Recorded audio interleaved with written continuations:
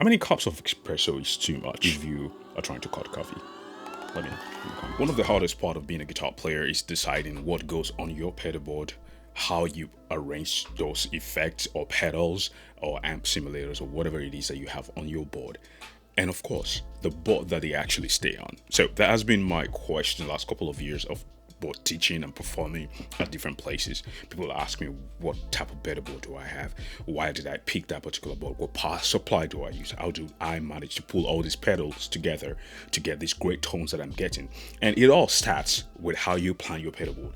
In most cases, the pedals that you choose, the platform you decide to put them on, the power supply, which is very important. Some pedals are extremely sensitive to, power coming in, especially in this day and age of using multi-effects and modulars. They require certain level of power that you might want to make some hefty investment on when it comes to powering them correctly. Now that has been my question the last couple of years.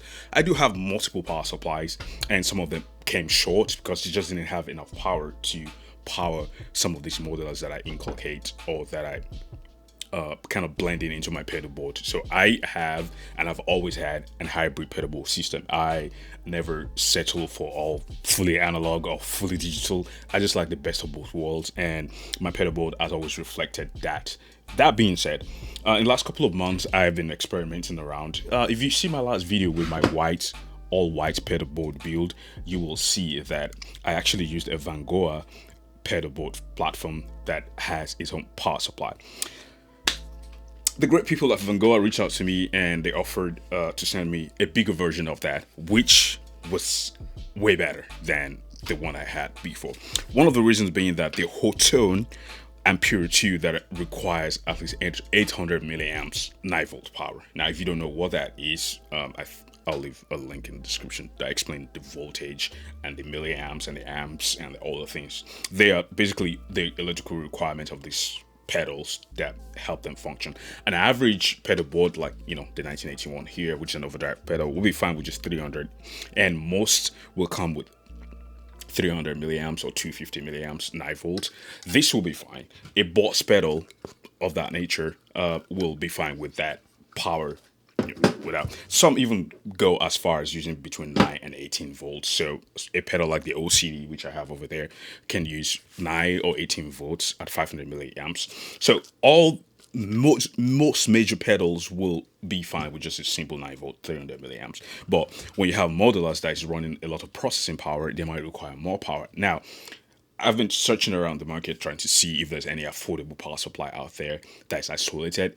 You can't really find one that is below $200 range. I mean, they are extremely expensive because supplying clean power is not cheap. So too many times a lot of product comes to the studio that I'm really excited about, and this one has to be one of them. This is one of the best pedalboards that I have ever tried to use, unbox, or even review on the channel. So bear with me and follow me on this one.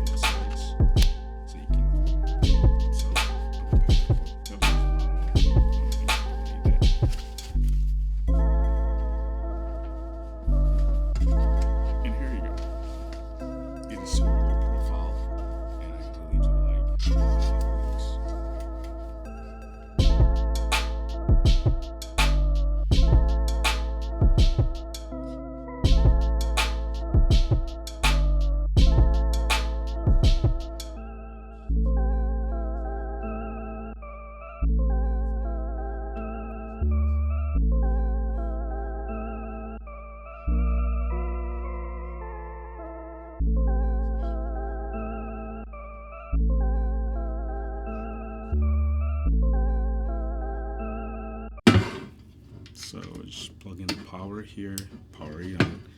We can see all the light shows here.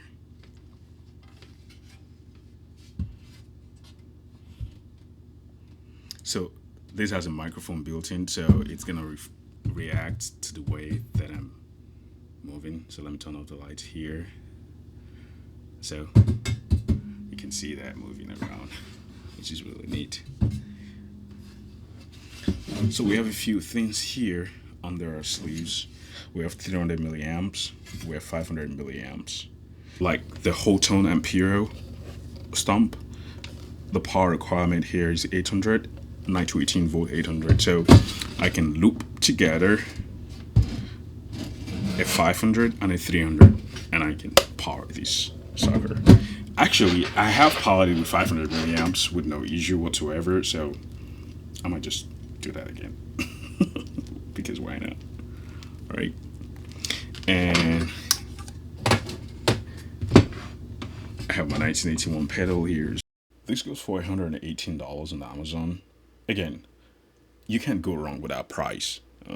For all the pedals around this size, it's probably gonna cost you around $200, and that's without the power supply, cables, and other supplies that comes with it. So overall, this is a good buy. And the light show, I just can't get over that. I'm still kind of intrigued by that. It's just really nice. I like it.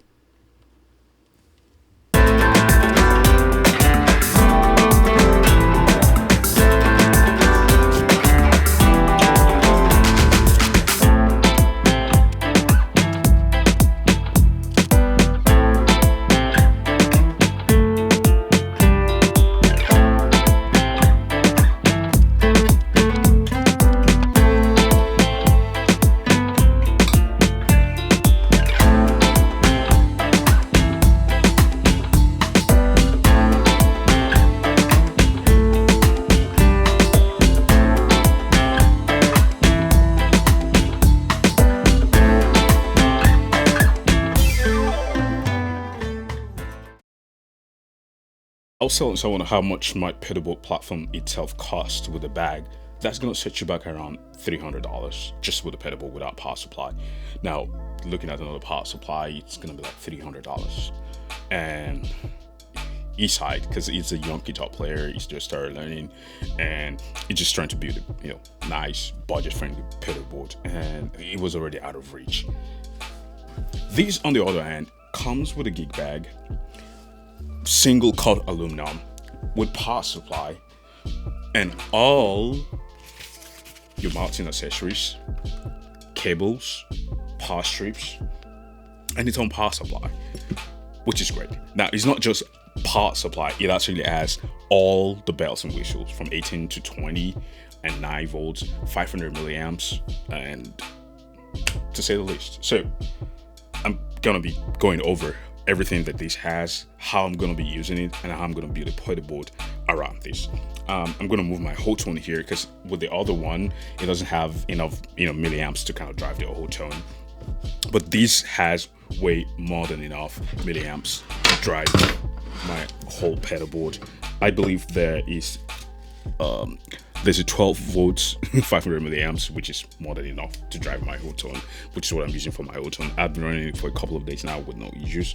It also has an 18 volt 300 milliamps, which I don't think I need that, but if you're using like reverbs like this Strymon Iridium, you might want to combine two to give you all that, to give you all the juice. And you have 9 volts and you have 6 of them at 300 milliamps. That is huge. And this is the pedalboard platform itself here. It's very clean, it's flat. I like the fact that it has this kickstand and you can raise it at an angle if that's your vibe. And you have all this space behind it to kind of do all your cable management. Overall, even if you don't know anything about pedals and putting up pedalboards, this will do the job for you. I believe this was built by guitar players for guitar players because it's just too accurate and it supplies everything you want. And of course, the light show, it has a microphone inbuilt. You can turn that off if you don't want it. It's not connected to internet or anything, so I don't think you have to worry. So, how do I feel about this build overall? I think it's really economical. First of all, you are spending around $818, which is around $820, depending on where you are. But that is a fair deal.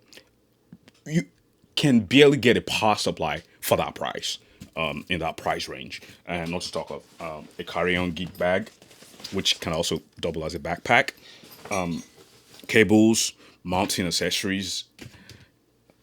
It's just a heck of a deal. Like, I will recommend this in a heartbeat to anybody that needs to build a pedalboard. And let me know if you guys are thinking of this as well, because this is just unique. It has a lot of fun things under its sleeves. It's very ergonomic. It's light, which is very important, especially when you're loading in a lot of pedals. So overall, I think this is a good buy for the price, for the build quality, and the accessories and everything. It just doesn't get better than this. With inflation and all that stuff going on, I think still getting good product at a reasonable price is kind of a win at this time and age. And for me, this is a yes. So shout out to you guys for sending it over. I will definitely be keeping this and gigging with this. Let me know if you guys are interested in more videos like this in the comments, or whatever budget gear that you guys are running that can be help to the community. Let's build a community here. And you know what? Maybe I'll give this pedalboard out. I just might give it to a round of subscribers. More on that later.